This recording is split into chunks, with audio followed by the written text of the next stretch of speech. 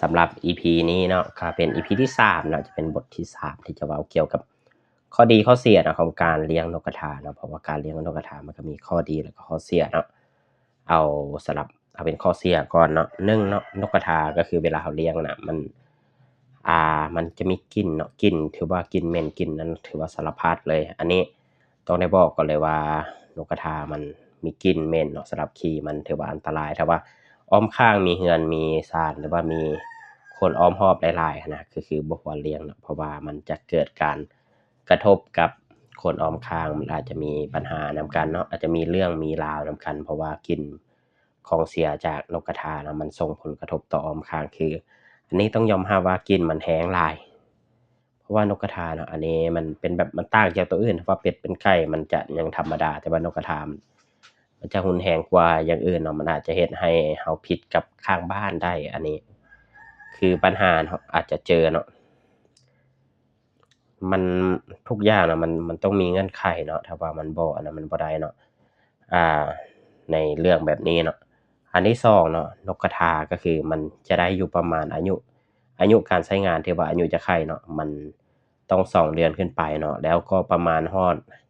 ปีปลายเนาะปีปลายมันจะเริ่มบ่ได้เนาะมันจะเริ่มบ่ไข่มันเรียกว่ามันไข่น้อยลงมันบ่คุ้มค่าเนาะอันนี้ก็จำเป็นเนาะต้องหาตัวแทนไว้เนาะเพราะประมาณ6เดือนเราต้องสร้างชุดใหม่เอาไว้เตรียมพร้อมว่าชุดต่อไปเราต้องมีเรื่อยๆเนาะมาทดแทนจำนวนถ้าว่าเพราะว่าอายุมันหลายแล้วก็คือมันจะไข่บางมื้อไข่บางมื้อบ่ไข่แต่ว่ามันกินทุกมื้อกินเท่าเก่าเนาะบ่แม่นว่ามื้อบ่ไข่มันจะบ่กินก็คือมันยังกินอยู่แต่ว่ามันบ่ไข่ให้เรามันบ่ไข่ให้เราก็คือเราจะบ่ได้ไข่จากมันจะลำบากอันนี้มันจะกระทบต่อเรากระทบต่อต้นทุนเราแล้วก็โอกาสที่เราจะได้กำไรมันก็จะลดลงอันนี้มันจำเป็นเนาะเราต้องฮอดอันนั้นเราก็จำเป็นจะต้องขายเป็นเนื้อไปจำเป็นแบบนั้นเนาะอันที่3เนาะอันที่3นี่มันก็ถือว่าเนาะนกมันเป็นสัตว์ปีกแต่ว่ามันเจ็บง่ายป่วยง่ายตายง่ายอันนี้ก็จำเป็นจะต้องรับให้ได้เนาะเพราะว่าบางเทื่อน่ะมันอยู่นำกันหลายๆมันแบบมันกระทบหน่อยหนึ่งเนาะมันบางเทื่อมันเจ็บมันป่วยมันสภาพมันจะบ่ดีปานใดมันมันมีโอกาสที่จะตายง่ายอันนี้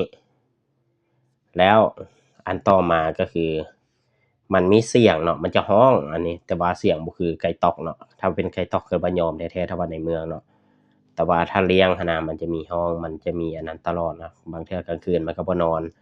แล้วมันอาจจะมีตื่นนั้นตื่นนี้ถ้าว่ามีหยังแล่นกายแล่นผ่านหั้นน่ะ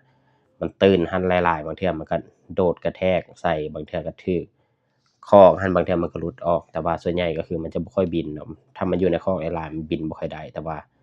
มันจะมีปัญหาในนี้เนาะที่ว่าต้องได้เจอกับมันอาจจะบ่หลายแต่ว่ามันก็เป็นปัญหาเล็กๆน้อยๆเนาะ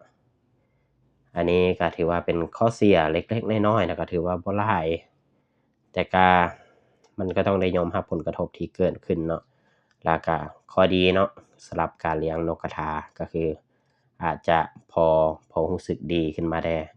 นกกระทาเนาะถ้าเลี้ยง2เดือนแล้วมันไข่ถ้ามันไข่ดีๆก็ได้70-80%เปอร์เซ็นต์เนาะ70-80%ก็ถือว่า100หนึ่งก็ได้80หน่วยก็บ่ธรรมดาแล้ว ถ้าขายก็คือเรามีกำไรอยู่แล้วเพราะว่าก่อนเราจะขายเราต้องคิดก่อนว่าเราผลิตมาเท่านี้ต้นทุนเราถูกมื้อเท่านี้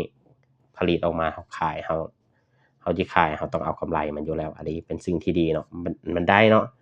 ก็คือ2เดือนมันจะเริ่มไข่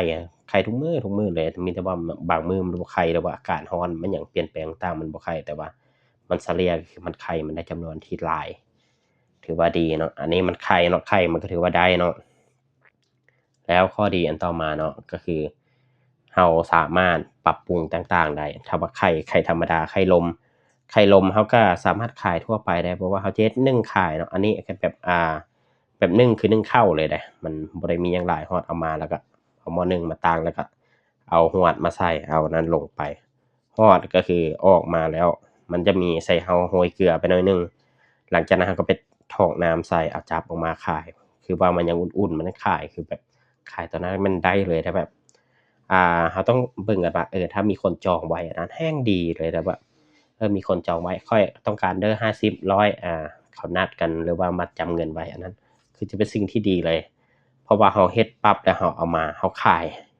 คือขายตอนนั้นมันอาหารมันดีมันแซ่บแบบสุดๆเลยมันจะได้คุณภาพคือว่าตอนนั้นคักสุดๆถ้าว่าขายได้ก็คือมันกำไรมันจะง่ายเนาะอันนั้นถ้าบ่ได้เนาะเราสามารถปรับปรุงได้คือถ้าเวลาข้อดีมันเนาะเราปรับปรุงเราเอาตัวผู้มาผสมมันจะเป็นไข่เสือเราก็จะเก็บไว้ส่วนหนึ่งเพราะว่าไข่เสือเราจะขายมันจะได้ราคาที่สูงกว่าคือเราขายเนาะราคาไข่เสือคือราคามันจะแพงกว่าอยู่แล้วเนาะอันนี้ต้องยอมรับว่าถ้าเป็นไข่เสือเนาะมันจะได้ถือว่าได้ราคาดีกว่าแล้วเราเอาไข่เสือมาไข่เสือเราเอาไปใส่ตู้ฟักเนาะประมาณ6มื้อมันจะเริ่มเป็นไข่ประมาณเบอร์1เนาะ7มื้อเนาะฮอดประมาณ8-9มื้อบ่ให้กาย10มื้อนะบ่ให้กาย10มื้อถ้าว่ากาย10มื้อแล้วมันจะเริ่มเป็นตัวลูกแล้วมันจำเป็นเพราะว่า14มื้อมันเป็นลูกออกมาแล้วประมาณ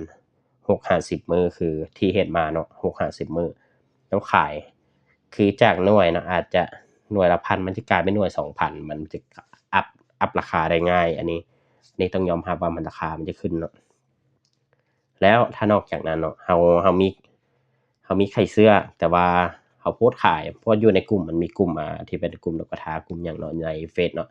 อันนั้นคือเราเอาไปโพสต์ลงได้ว่าอันนี้คือไข่เสือเนาะราคาสูงกว่าราคาไข่ทั่วไปปกติเนาะถ้าไข่ทั่วไปมัน100เท่าใด60 70 80ก็ว่าไปถ้าว่านกกระทาไข่เสือเนาะมีโอกาสเขาขายแสนแสนซาวหั้นน่ะไปมันได้เนาะมีแต่ว่าเจ้าสามารถเอาไข่ตัวนี้เราไปฟักเองได้เพราะว่าอันนี้เราขายมันราคามันจะอัปมันจะเพิ่มอันนี้มันได้เนาะบ่ว่าจะเป็นไข่ลมไข่เสือเรายังขายได้หมดอยู่แล้วเราก็สามารถเลี้ยงไปเรื่อยๆเนาะถ้าเลี้ยงไปแบบขี้มันเราเก็บกวาดไว้แต่ละมื้อเราเก็บไปกองแล้วเราเฮ็ดแห้งไว้เนาะ อันนั้นเราสามารถขายขี้นกกระทาก็สามารถเอาไปขายได้คือกันมันได้เนาะแล้วขายขี้บ่พอยังขายโตมันได้อีกเวลา